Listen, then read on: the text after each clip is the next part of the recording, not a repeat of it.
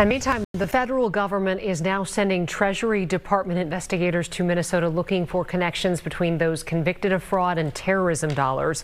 It's a claim Fox 9 investigated back in 2018, but federal investigators have not found the evidence. Our Corin Hoggard joining us live. And so, Corin, what are they hoping to uncover now?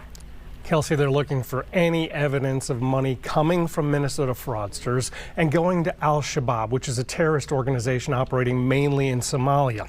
As far back as 2015, state fraud investigators said it was a near certainty that terrorist organizations siphoned off at least some of the proceeds of fraud that gets sent overseas. Now, Republicans see fraud as a chief political weakness of Governor Tim Walz, and they requested the federal investigation after recent reporting followed up on that 2018 Fox 9 investigation into fraud in the Child Care Assistance Program. Since then, criminals have stolen an estimated $1 billion from Minnesota social service programs. We don't know where all of this money is going, and I think Minnesotans deserve to know if their money is going to buy real estate overseas, if it's allowing people to buy luxury cars here at home, and if any of that money is potentially going into bad actors' hands in Somalia. My message is simple on this. You commit fraud in Minnesota, you're going to prison. I don't care what color you are, what religion you are. Anybody who wants to help us in that, we welcome that. And Corin, federal prosecutors have filed charges against dozens of people. So what have they revealed about following the money?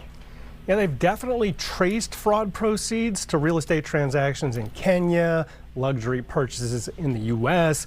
They've also previously charged Somalis for ties to Al-Shabaab here in Minnesota, but they have not connected fraud to terrorists, at least not yet. And how did the new investigation come about, and how can it get farther than maybe these investigations that have already happened?